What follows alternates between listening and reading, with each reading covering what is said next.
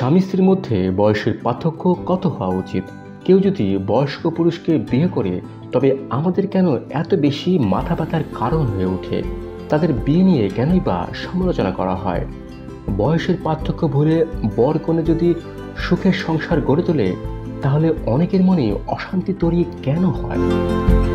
অভিনেতা তাহসান রহমান খান এবং রোজা আহমেদের বিয়ে নিয়ে সামাজিক যোগাযোগ মাধ্যমে রীতিমতো যুদ্ধ লেগে গেছে। না, অস্ত্র নিয়ে নয়, এটি তর্কযুদ্ধ।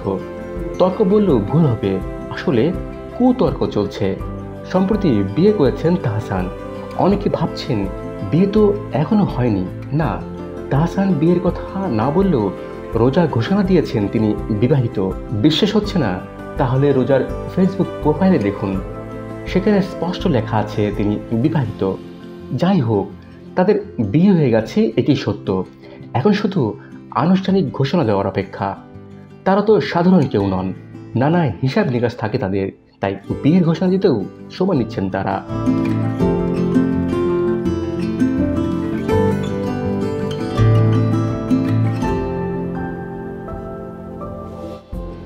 বিয়ে তো হলো তাহসান রোজার, তারা সংসার করছেন, কিন্তু মাথা ব্যথা শুরু হয়ে গেছে অনেকের। কত বয়সী মেয়েকে বিয়ে করলেন তাহসান? বাচ্চা মেয়েকে? দুজনের বয়সের পার্থক্য বা কত? বুড়োকে বিয়ে করলেন কেন রোজা? এমন অসংখ্য প্রশ্ন নিয়ে দুভাগে সামাজিক যোগাযোগ মাধ্যম। এমনটি হয়েছিল 2023 সালে মুস্তাক তিশার বিয়ে নিয়েও। বয়সের পার্থক্য নিয়ে তাদের সংসার করতে সমস্যা হচ্ছে না, কিন্তু যাদের মাথা বেশি ব্যথা, বেশি সমস্যা তাদের হয়েছিল। নতুন বছর 2025 সালে এসে একই মাথা ব্যথা শুরু হয়ে গেছে অনেকের। আসুন জেনে নিই তাহসান ও রোজার বয়সের পার্থক্য কত। তাহসান রহমান খানের জন্ম 1979 সালের 18 অক্টোবর, অর্থাৎ তার বয়স এখন 45 বছর। আর রোজা আহমেদের জন্ম 1998 সালে 13 মার্চ। রোজার বয়স এখন 26 বছর। দুজনের বয়সের পার্থক্য 24 বছর, অর্থাৎ তাহসানের প্রায় অর্ধেক বয়স রোজার। রোজা যুক্তরাষ্ট্রের ব্রাইডাল মেকআপ আর্টিস্ট হিসেবে কাজ করছেন। পড়াশোনা নিউ ইয়র্কে। পড়াশোনা শেষ করে তিনি কসমেটোলজি লাইসেন্স অর্জন করে পরবর্তী সময়ে নিউ ইয়র্কের কুইন্সে রোজাস ব্রাইডাল মেকওভার প্রতিষ্ঠা করেন। সামাজিক মাধ্যমেও বেশ জনপ্রিয় রোজা। 16 বছর বয়স থেকে তিনি এই কাজ করছেন।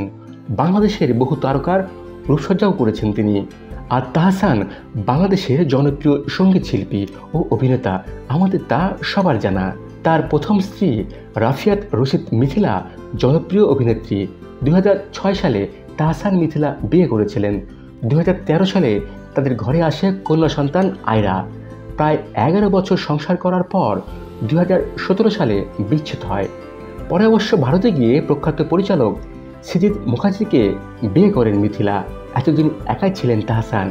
নতুন বছরে নতুন জীবনসঙ্গী খুঁজে নিয়েছেন তিনি, কিন্তু এই বিয়ে নিয়ে ব্যাপক সমালোচনার মুখে পড়তে হয়েছে তাহসানকে।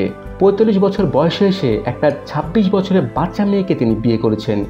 এই বিয়েতে রোজা খুশি হলেও কিন্তু যাদের মাথায় ব্যথা তাদের বেশি সমস্যা হচ্ছে, যেমনটি হয়েছিল মুস্তাক তিশার বিয়ের সময়। খন্দকার মুস্তাক আহমেদ এবং সিনথিয়া ইসলাম তিশা বিয়ে করেছিলেন 2023 সালে। 60 বছর বয়সী খন্দকার 18 বছরের তিশাকে বিয়ে করায় প্রতিদিনই সমালোচিত হতে হয়েছে তাদের। বইমেলায় তারা হামলার শিকার হয়েছিলেন, কিন্তু মুস্তাক তিশা সুখের সংসার করলেও অনেকের ঘুম উড়ে গিয়েছিল। আসলেই আদর্শ দাম্পত্যের ক্ষেত্রে বয়স কি কোনো বিষয়? এ বিষয়ে মনোরোগ বিশেষজ্ঞরা বলছেন, সুখী দাম্পত্যের জন্য বয়সের পার্থক্য কোনো বিষয় নয়।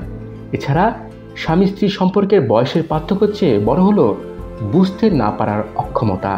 মেলবোর্নের ডিয়াকিন ইউনিভার্সিটির স্কুল অফ সাইকোলজির অধ্যাপক ডক্টর গেরি কান্টারাজাসের মতে, সম্পর্কের চূড়ান্ত সাফল্য আসে সেই যুগলের সক্ষমতা এবং দুঃসময়ে একসঙ্গে থাকার কথা রাখার উপরও নির্ভর করে। দাম্পত্য সম্পর্কে দুজন সঙ্গীর মধ্যে পরস্পরের প্রতি সম্মান থাকতে হয়, একে অন্যকে বোঝার সক্ষমতা থাকতে হয়। আলোচনার সময়ও সম্মানের সঙ্গে একে অন্যের কথা শুনতে হয়। এক্ষেত্রে অন্য পক্ষের কথা ক্লিশে শোনাতে পারে কিংবা মনে হতে পারে যে আবেগের মূল্য দিচ্ছেন না সঙ্গী, কিন্তু সেটা প্রকাশ না করে সমস্যারই শুনতে হয়, নিজের জায়গা থেকে চিন্তা করতে হয়। বয়সের পার্থক্যের দোহাই না দিয়ে পরিবারের সদস্যদের বুঝতে হবে যে কেউ শতভাগ নিখুঁত নয়। দুজন মিলে চর্চা করলেই সুখী দাম্পত্য পাওয়া যায়।